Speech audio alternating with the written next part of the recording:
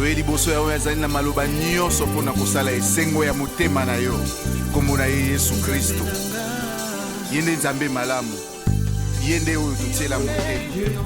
Ravi de savoir que vous êtes nombreux connectés devant vos postes téléviseurs, devant vos écrans d'ordinateur. Aujourd'hui, je viens encore avec cette plateforme de la Team Jesus Show et ravi de savoir qu'aujourd'hui dans mon plateau, je reçois la sœur Eunice Dallo. Alors pour les présentations, je ne vais pas le faire, je vais carrément la laisser se présenter d'elle-même. Bonsoir ma sœur. Bonsoir Junior. Comment vous allez? Je vais bien, merci. Ah oui, bon, nous allons tous bien, la Team Jesus va bien et nous sommes très ravis encore de vous recevoir parmi nous. Plaisir pour moi. Ah oui, d'accord, sans plus tarder, je vais carrément vous demander, parce qu'il y a des gens qui connaissent Eunice Dallo, comme par exemple les gens de Philadelphie et d'autres, mais qui est vraiment Eunice Dallo? Bon, Eunice Dallo, c'est une jeune fille qui aime le Seigneur et qui vit pour sa gloire, c'est ça en bref. Ouais. Qui est vraiment Jésus-Christ? Jésus-Christ, c'est notre sauveur, c'est le Fils de Dieu et c'est l'une des trois personnes de la Trinité. C'est qui Jésus-Christ, notre sauveur. Notre sauveur. Et comment avez-vous accepté Jésus-Christ? Bon, mon histoire est un peu longue, mais disons, pour être bref, j'ai accepté le Seigneur Jésus-Christ quand j'avais 8 ans. C'était à l'écodime. On a demandé qui va accepter Jésus-Christ comme Seigneur et Sauveur. Et j'aimais tellement le Seigneur et je me suis dit, ok, j'aimerais bien commencer une relation avec ce Jésus dont on parle. Donc voilà, mais c'est vrai que j'avais accepté Jésus-Christ comme mon Seigneur et Sauveur, mais à 8 ans, on ne comprend pas très bien ce qu'on fait. Donc j'avais accepté, mais voilà quoi, ça s'est arrêté là. Yeah. Mais c'est vrai, l'histoire elle est bonne, mais on voudrait savoir un peu plus. Quelle est cette plus belle histoire entre Jésus et vous? Ok, donc comme j'ai dit, j'ai accepté le Seigneur Jésus-Christ quand j'avais 8 ans. Bon, je suis née dans une famille chrétienne, mon père est pasteur, donc la Bible, les Écritures, ça faisait partie déjà de ma vie. Tu grandis, tu entends les doctrines, donc on pouvait dire que la doctrine, je l'avais, mais la relation personnelle avec Dieu, je ne l'avais pas. Donc je vivais ma vie pour moi-même. C'est vrai que j'étais enfant de pasteur, mais pour dire vrai, je faisais des choses qui étaient vraiment contraires à ce que Dieu voulait que je fasse. C'est à l'âge de 15 ans, je me rappelle très bien, c'était à l'UPC Tador en 2009, le 21 février 2009. Olivier Pataoli avait prêché.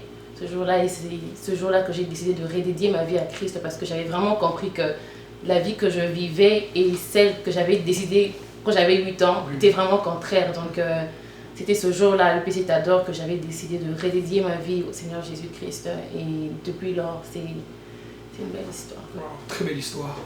Mais êtes-vous aussi appelé à être pasteur comme votre père ou il y a un autre appel? Bon, personnellement, pour dire vrai, non. Je pense pas que j'ai le même appel que mon père. Et j'ai jamais voulu être pasteur.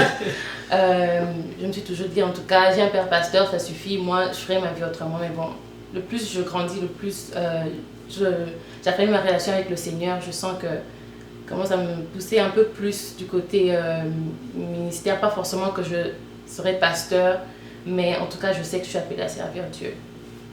Amen. Mais c'est vrai, depuis un certain moment, on voit un vent sur les réseaux sociaux, Twitter, Facebook ou encore YouTube. Royal Breed. Qu'est-ce que c'est Royal Breed? Bon, Royal Breed, c'est un mouvement pour la jeune fille, pour l'aider à redécouvrir son identité et en Christ et se lever un peu de cette génération, puisqu'on est dans une génération où on ne sait plus exactement qui on est. Tout ce qui passe, on l'attrape et puis on dit ok, voilà, je suis ça. Donc aujourd'hui c'est les jeans, ok, je m'habille en jeans, demain c'est la robe, ok. Mais nous voulons un peu rentrer un peu à la source, découvrir un peu ce que Dieu veut que nous soyons. En fait, ça nous est venu en fait, par ma propre expérience parce que en arrivant aux États-Unis, j'ai quand même eu à me battre un peu avec qui j'étais réellement. Et j'ai trouvé que c'était important aussi de faire découvrir à d'autres personnes, spécifiquement la jeune fille, qui elle était exactement en Jésus-Christ. Voilà, donc je crois qu'on a une définition parfaite de Royal Breed. Jeune fille, jeune maman aussi je crois, donc je vous encourage formellement de suivre les vidéos de Royal Breed, vous serez vraiment édifiés. Mais rentrons un peu à Kinshasa. Vous êtes arrivé aux États-Unis en 2010. Comment était ce changement-là que j'appelle c'est toujours un peu différent. Vous quittez Kinshasa où il y a la chaleur, là, et vous venez ici où tout est différent. Comment était ce changement-là? Oui, déjà, comme j'ai dit, UPC Tador 2009, puis 2010 déjà je dois venir ici, donc c'est à peine je commence vraiment à me donner à Christ que je dois quitter le pays au fait. Tu as cette chaleur-là, la jeunesse, tu entends les gens prier partout, mais tu arrives ici et puis il y a un silence là, donc c'était très très très difficile, surtout quand tu viens dans une université qui n'est pas chrétienne, donc qui n'a rien à voir avec la religion et des gens qui sont un peu laïques, donc c'était vraiment très très difficile. Ma première année, je me suis vraiment embrouillée dans plusieurs choses, mais c'était important parce que c'est là que j'ai arrêté de servir le Dieu de mon père, j'ai commencé à servir mon Dieu à moi, donc voilà un peu. Félicitations pour ceux qui ne savent pas, vous venez d'avoir votre bachelor degree, Merci. Qui est l'équivalent au Congo de Licence. De la licence en interior design, c'est ça? Voilà. Vous avez fini les études en interior design, architecte. Comment comptez-vous impacter ce monde-là? Comment vous allez vous y prendre maintenant que vous avez fini avec l'école? Donc déjà, je me suis toujours vue un peu plus dans le séculier que de monter dans une chaire en train de prêcher ou faire des choses comme ça. Donc déjà, j'ai quand même un peu une facilité à parler, à parler de ma foi et de ce que j'aime et ce que je fais, et la place que le Seigneur a dans ma vie. Donc en tout cas, je pense que ce sera vraiment un bon milieu pour influencer au fait les gens. Parce qu'on se dit souvent, quand tu es appelé à quelque chose, c'est sûr de se tenir sur une chaire et parler. Mais je pense qu'il y a aussi plusieurs choses au-delà de ça. Et dans l'architecture, par exemple, dans notre manière de faire, dans notre manière de présenter les choses, les gens peuvent voir une différence entre ce que nous faisons et ce que les autres sont en train de faire. Donc je pense que je pourrais impacter les gens dans le domaine de l'architecture, dans ma façon de faire et dans mon identité au fait, dans ce que je fais, ce que je suis. Parfaitement. Visez-vous premièrement la République démocratique du Congo ou vous élargissez? Vous êtes sans limite? Je suis sans limite.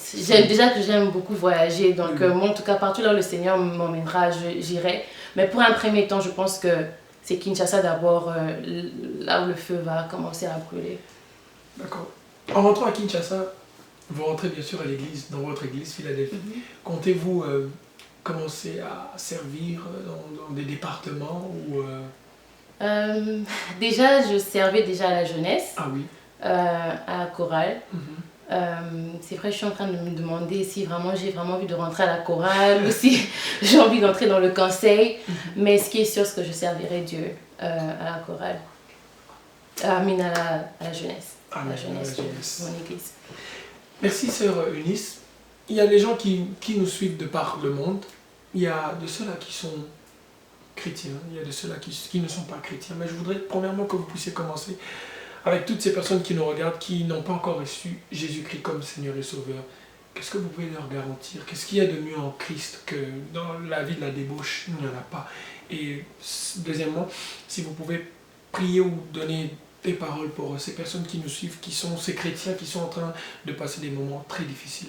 En regardant la caméra, si vous pouvez leur dire quelque chose.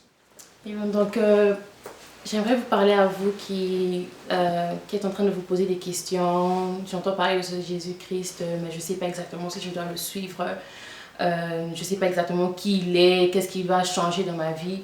En tout cas, j'aimerais vous donner mon propre témoignage. Je suis née dans une famille chrétienne, mais j'avais pas de relation personnelle avec ce Jésus. Depuis que j'ai choisi de le servir et de lui donner ma vie entièrement, il y a vraiment eu un grand changement. Ce Jésus-là, il apporte la joie, il apporte la paix, il apporte la quiétude. Et il te donne ce que le monde n'a pas pu te donner. Il te donne ce que tes parents n'ont pas pu et ne sauront jamais te donner. Donc, donne ta vie à Jésus-Christ. Il t'aidera à surmonter ce par quoi tu es en train de passer. Que ce soit des choix difficiles que tu as à faire ou que ce soit que tu es en train de te battre entre le monde et ce qui est bien.